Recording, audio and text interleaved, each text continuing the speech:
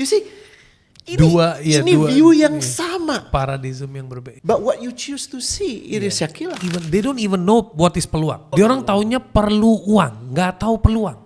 There is a big difference between peluang and perlu uang. Elemen amigdalanya harus ditemper supaya kita nggak apa-apa ngelihatnya sebagai missing it or winning it. Iya. Ya, karena ada pilihan di tengah kan. Relax, ya you miss this one. Ya tapi kesempatan hanya akan datang sekali. Is that you saying it? Di situ Agustin Musyo itu menemukan solar panelnya. Karena Pak Musyo itu dibeli lisensinya waktu itu. Dibeli oleh Pengusaha batu bara untuk ditaruh di brankas supaya nggak dibuka. Kenapa? Karena mengancam industri batu bara di Inggris yang saat itu lagi mulai naik. Ini baru dari mini hidro dan Indonesia itu negara yang penuh sungai, belum matahari. Kalau angin mungkin kurang ya, tapi ombak. Gue sih optimis banget kalau aja kita put our mind together. Ini bisa jadi potensi bisnis yang awesome banget.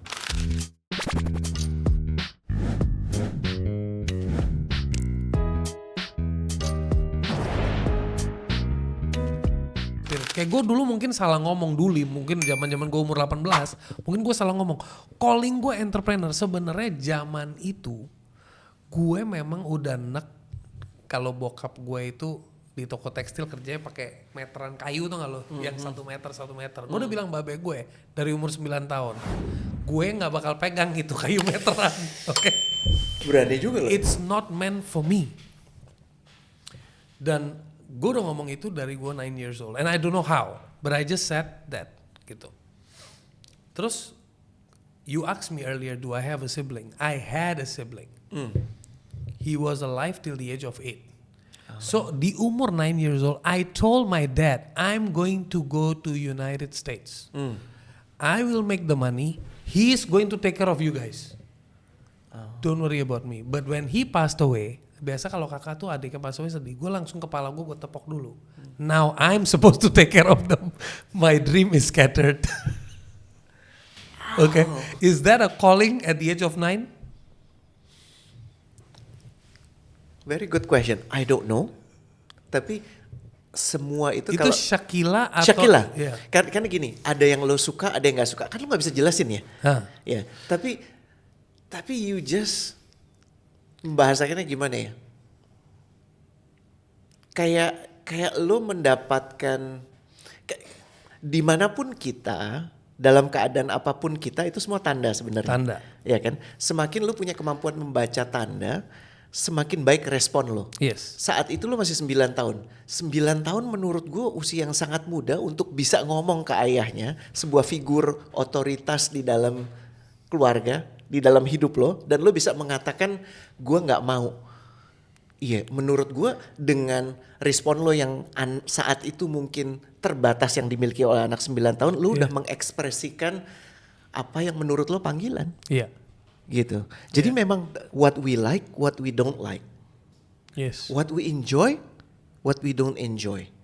What we cherish, what is difficult for us to cherish. Yes. Kayak gue sama lo naik kereta di sisi yang sama menuju ke Semarang, Pasaka gitu ya. Kita ngelihat pemandangan yang sama. Tapi pas sampai Semarang gue nanya lo lihat apa, pasti beda dengan apa yang gue lihat. Yes, Loh, betul. uang sama kok. Iya. Tapi kenapa fokus lo? Kenapa ya? Gue nggak ngerti. Orang kok bakar-bakar sampah kagak jelas gitu ya. Yeah. Apakah itu nggak membuat lingkungan jadi buruk? Nah yang gue lihat, keren banget ya. Ada anak jualan makanan, abis pulang sekolah masih pakai baju sekolah. You see, ini view yang sama. Paradigm yang berbeda. Iya, benar. But what you choose to see, it is Shakila. Yeah. Is how you are wired. Kali bahasa Inggrisnya gitu ya. Yeah. How you are wired. Tapi tentunya itu harus didukung dengan ilmu, dengan guru, dengan pendamping yang baik supaya respon lo itu nggak terburu-buru. Karena yang paling nggak baik ya itu terburu-buru. Karena gue tadi ngebahas lebih ke entrepreneur dan ini adalah fondasi kita menyadari dulu that entrepreneurship itu yang keren itu levelnya itu lu butuh calling, bukan di level peluang. Sekarang everything is so freaking fast. I think everybody is moving forward with the spirit of FOMO. Even peluang is not even, they don't even know what is peluang. Kripto. Dia orang taunya perlu uang, nggak tahu peluang. There is a big difference between peluang and perlu uang. Peluang is the opportunity. Yang gue percaya peluang itu adalah sebuah kesempatan. Kesempatan untuk mengeksplor dulu, bukan mengeksploit. Betul. That's a good thing. Gue Right? pinjem ya, penjelasan Yeah. lo bagus banget. Kesempatan untuk bereksplor.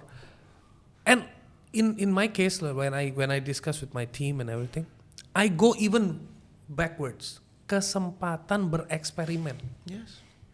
Betul. Oke, before you even explore, coba dulu deh, 1 langkah dulu, 2 langkah dulu. Kayaknya worth to explore atau enggak.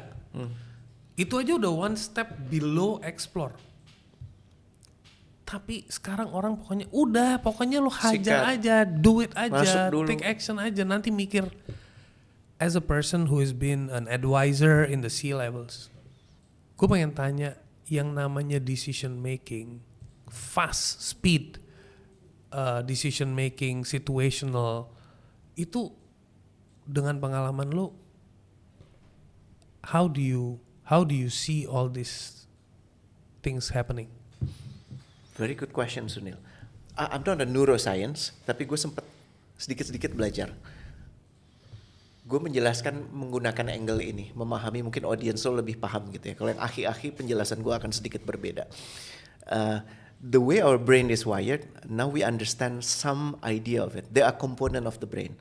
Ada yang namanya the fast thinking, itu it's driven by the impulses to protect ourselves. Makanya namanya amygdala. Okay. It's the oldest part of the brain, reptilian brain. Yes. Kenapa diberikan itu? Supaya kita punya capacity untuk menghindar dari bahaya. Yeah. Responnya cuma binary, Yeah. fight or flight. Yeah. Sikap lawan, ya, atau kabur. The most advanced part of the brain itu namanya prefrontal cortex. It's the one in here. Itu yang take time, ponder, reflect. Semua ilmu lo ada di sini. The ability untuk bisa menghitung tuh di sini. Tapi menariknya begini, decision itu diambilnya di limbic yang disebut sebagai otak tengah. Yeah. Nah, otak tengah ini the feel and intuition. Yeah. The problem with the feel and intuition itu kadang-kadang suka ketarik ke limbik atau kadang-kadang suka kelamaan ketariknya ke prefrontal cortex. Ya. Jadi dia swinging, padahal sejatinya elemen amigdalanya harus ditemper supaya kita nggak apa-apa ngelihatnya sebagai missing it or winning it. Iya. Ya, karena ada pilihan di tengah kan. Iya. Ini Iya kan? penting nih, missing it or winning it. Iya. Iya. Itu Calm down. calm down, relax. Ya, you miss this one. Ya, tapi kesempatan hanya akan datang sekali. Is that you saying it? Iya kan? Iya kan? Kenapa lo saying it? Dan memang keadaan kita yang terdistraksi itu membuat kita jadi highlighting that part of the brain. Iya. Kita merasa that is the normal thing. It is not normal. Iya. Lo Karena tau gak dari rumah sakit jiwa pertama di dunia di mana? Namanya Bethlehem. It is a city near Manchester di Okay. British. Okay. Namanya tau nggak? Bethlehem for the incurably distracted. Incurably distracted. Such a beautiful word. Jadi zaman itu mereka paham the inability, hilangnya kebisaan lo untuk fokus, hilangnya kebisaan lo untuk punya kesadaran itu adalah indikasi kejiwaan. Dan ini terjadi. Jadi sebenarnya di jalan, di kantor itu banyak orang-orang yang tidak waras, tidak memenuhi kategori waras lah. Kalaupun gue nggak bisa bilang gila ya. Kenapa? Karena lo dikendalikan oleh alat ini. Oh iya. Begini sih penampakannya, tapi sejatinya begini. Iya. Orang Indonesia itu paling banyak menghabiskan waktu di 4 layar ini loh. Iya. Ya. Dan you know what? Kalau lo nanya gimana? Ya diberesin dulu the rewiring of the brain. Ya, lo mesti tahu dan menerima bahwa lo tuh distracted. That's number one. Number two, lo mesti punya kebisaan untuk ngetes yang ngambil keputusan itu lo apa ego lo. Dan ego tuh muncul dalam beberapa bentuk. Ego is you know what ego is? Ego is self sebenarnya. Yes. Tapi false self, konsep diri yang palsu. Iya. Dan bentuknya gue simplifikasi aja. Di buku itu ada. Yang pertama, swingingnya adalah merasa paling benar. Jadi kalau udah merasa paling benar tuh nobody else is right except me. Iya. Ya. Tapi yang satu lagi, merasa paling sengsara. Ngerti ya? Jadi swingnya tuh gue paling bener, yang satu lagi aduh ya Kalau nggak Allah, champion, udah kalau hancur nggak deh. victim. Nah, swinging ini yang harus dijaga karena paling baik adalah moderasi. Control your distraction, control your ego. Obviously you will make wiser decision, but it takes time. It takes time. It takes time. That's why menjadi C-level itu gini. Gue percaya, gue selalu bilang sama teman-teman gue ya, pengusaha sama rumah tangga itu nggak beda-beda banget. If today you have a child, lu dibilang, wah lu seorang ayah. No. You are given the title of ayah. Betul. Being an ayah is another. Different. Same with women. Betul. When you can deliver a child, you have the ability to deliver a child that gives you a status as a mother. Being a mother is a completely different thing. Lu buka PT, lu jadi direktur, yaitu di aktenya lu direktur. Are you thinking like a director? Are you directing well? Requires process, requires learning. And even buat teman-teman yang mau jadi content creator, it's an amazing opportunity. Jangan semena-mena lu consume content and then you refurbish and then you call it you are a content creator. Tapi if you can see inside you and express yourself, you are creating a content. Ya, keren banget. Ya kan? Because every content creator will be unique. Because every individual punya sudut pandang yang amazing. Kayak tadi lo ngomong, kita bisa traveling in the same platform, in the same train, but I can see things, you can see different things. Exactly. Sekarang lagi marak-maraknya ngomongin energy, timah lah, batu bara lah, ngomongin electric cars coming to Indonesia, and then some people say it's a good solution, some people say the batteries that you build will create a pollution also eventually. And then gue suka sama satu tempat sekolah di Bali namanya Green School, yang dia memang dari awal udah bawa arahnya ke renewable, arahnya ke green living.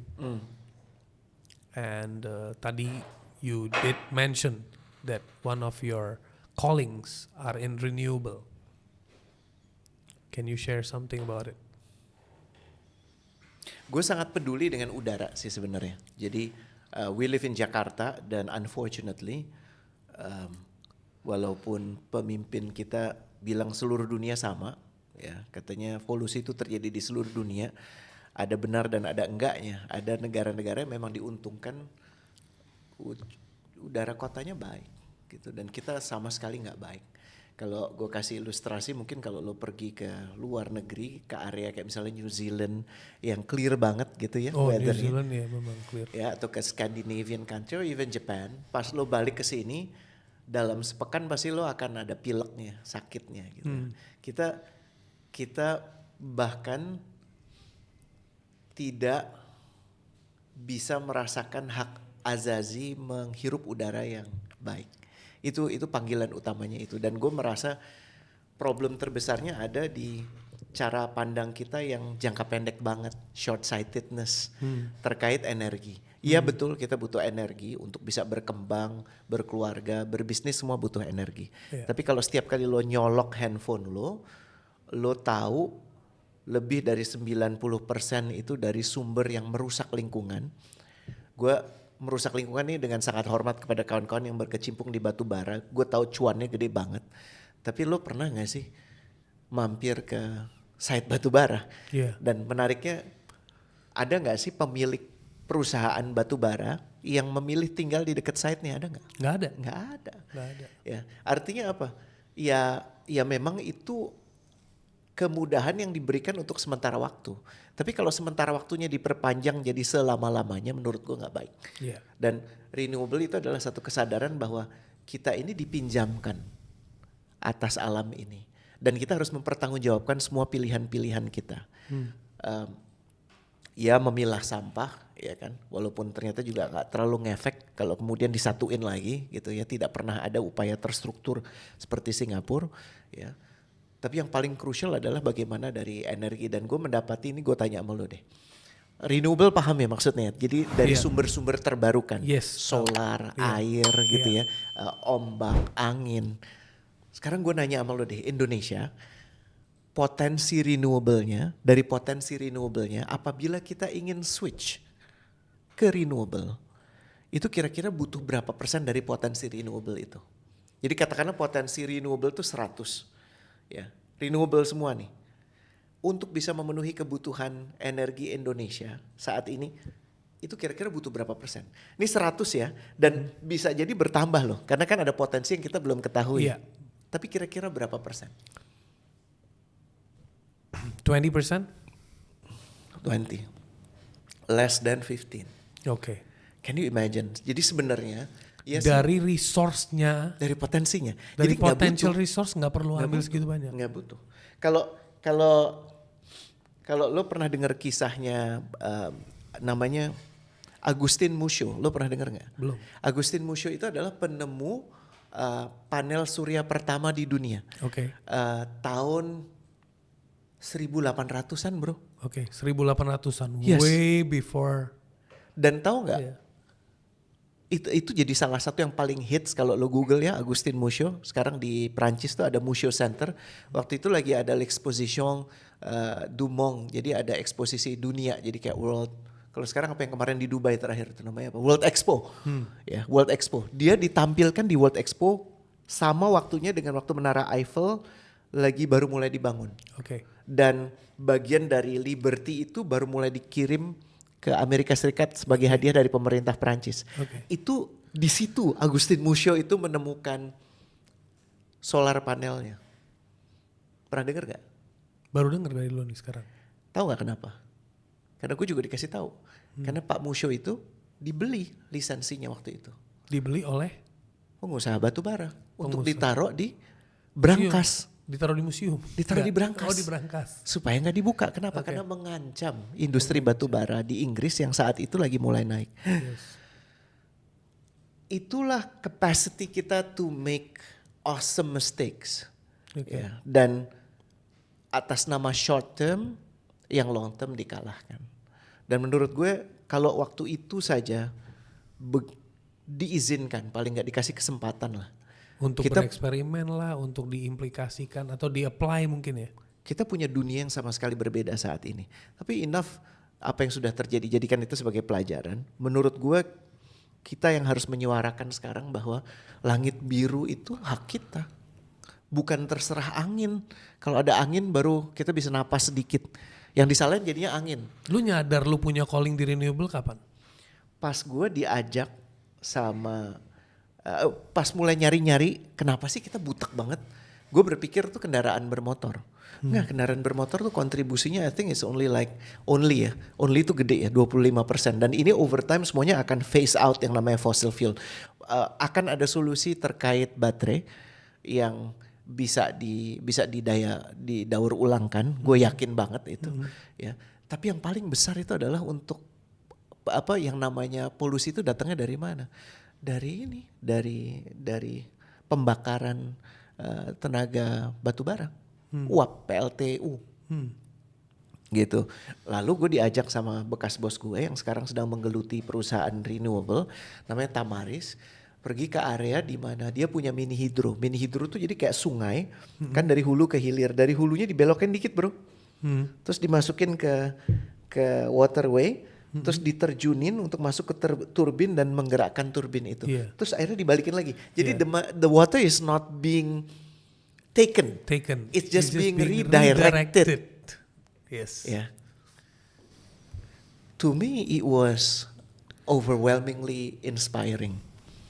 Dan ini udah ada di I think 14 menuju 17 sites ya. Dan itu menghasilkan electric power for the local. Kecil 5 sampai 10 dan tentunya harus dijual dulu ke PLN sebelum PLN nanti mengalirkan ke yang lain. Ini baru dari mini hidro, dan Indonesia itu negara yang penuh sungai Yes. ya. Yes. Belum matahari. Yes. Kalau angin mungkin kurang ya, karena kita di tropis anginnya nggak sebesar kalau di subtropis. Tapi ombak, Ombak. iya yes. kan?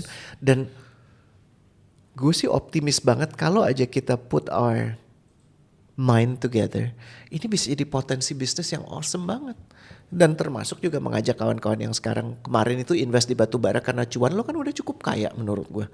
Ya kan? Alihkanlah sebagian itu untuk mengembangkan renewable. Pertanyaan Jadikan- gue nih dari kacamata calling sama dari kacamata, kalau lu sebagai seorang entrepreneur, lu kan ngelihatnya dari dua sisi secara balance dong. Kadang ada orang, gue males masuk ke industri renewable, ribet. Pertama, regulationnya nggak mendukung because the monopoly is there. Some of the powerful business owners will not allow, same like Agustin punya lisensi dibeli. It's the same thing, it goes on and on and on. But at the same time, profitability. At the end of the day, setiap business owner bakal mikir profitability, potential profitability. How big is the potential? Huge. Karena energi itu di sini nih Dewi Sandra tuh bilang satu hal yang menarik banget. Uang, kekayaan itu adalah kesempatan bagi yang menerima untuk tahu bahwa setelah menikmati uang dan popularitas dan kekuasaan, lo tahu bahwa esensi hidup tuh bukan itu. Itu cuma sekedar alat. Tapi kalau lo gagal itu ya artinya lo gagal di ujian lo aja sih. Betul. Cuan, Yeah. impor aja. Dan udah waktu yang lama dilanjutkan seperti ini. But Duitnya our gede. country cannot produce it, bro. Indonesia is such a big country. Emang we cannot produce salt? Sebel gua. India made a movement, made a big decision to focus on its farmers. Dia orang kirim full engineer team ke semua farming land untuk test the soil. Ambil datanya, langsung kasih lu di daerah sini cocoknya buat potato, yang di sini buat wortel, yang di sini cocoknya buat bayam. Lu pokoknya ikutin arahan kita. And then everything was built in a very, and setiap Kita akan berhadapan di tahun di mana ekonomi akan susah. Yeah. 2024 sampai 2026 it's going to be a bit tricky.